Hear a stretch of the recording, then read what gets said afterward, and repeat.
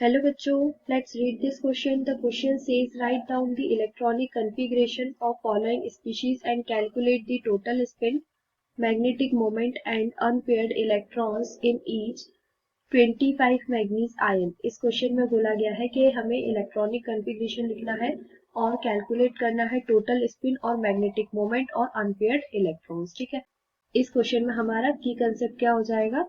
Here the key concept of this question is electronic configuration. electronic configuration. ठीक है, तो अगर हम यहाँ पे मैग्नीज का इलेक्ट्रॉनिक कन्फिग्रेशन देखें, मैग्नीज एलिमेंट का, ठीक है, जिसका एटॉमिक नंबर कितना है 25 है, तो यहाँ पे इसका इलेक्ट्रॉनिक कन्फिग्रेशन क्या होगा? 1s2 2s2 2p6 3s2 3p6 4s2 3d5 होगा।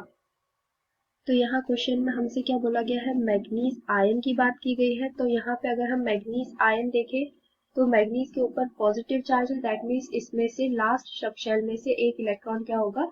रिमूव होगा। ठीक है, तो हमारा न्यू इलेक्ट्रॉनिक कन्फिग्रेशन क्या हो जाएगा? 1s2 2s2 2p6 3s2 3p6 4s1 3d5। ठीक है, तो यहाँ से एक इलेक्ट्रॉन हम किस में से रिमूव करेंगे? 4s ऑर्बिटल में से। ठीक है, तो यहाँ पे हो गया हमारा 4s1 3d5। तो अगर हम यहाँ पे अनपेयर्ड इलेक्ट्रॉन्स देखें, अनपेयर्ड इलेक्ट्रॉन तो क्या होंगे?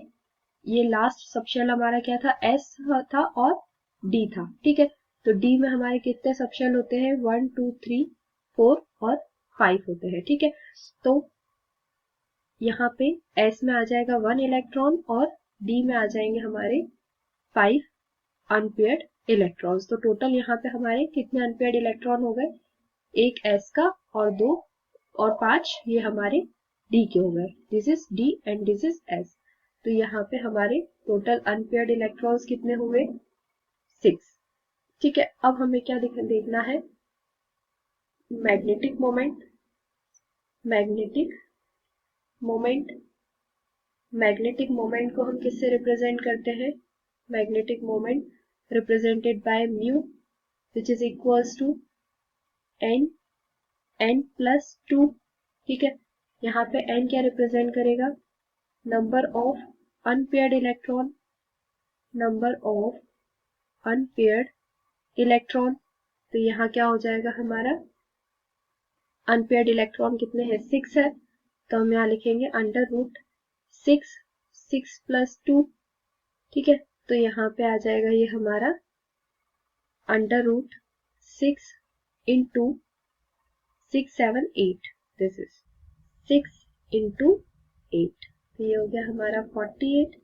तो यहाँ पे अंडर रूट 48 की वैल्यू क्या हो जाएगी? 6.92। ठीक है, तो ये क्या हो गया हमारा? Bore magneton.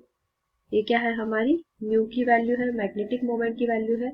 फिर आता है हमारा टोटल स्पिन, टोटल स्पिन। तो टोटल स्पिन को हम कैसे कैलकुलेट करते हैं? हाफ।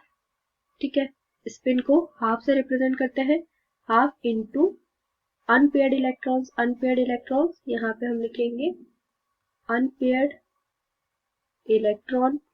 तो ये हो जाएगा हमारा हाफ इंटू 6 इक्वल्स टू 3। ठीक है, तो यहाँ पे हमें क्या क्या कैलकुलेट करने को बोला गया था? आंसर में हम लिख लेंगे टोटल स्पिन, टोटल स्पिन क्या आया हमारा? 3।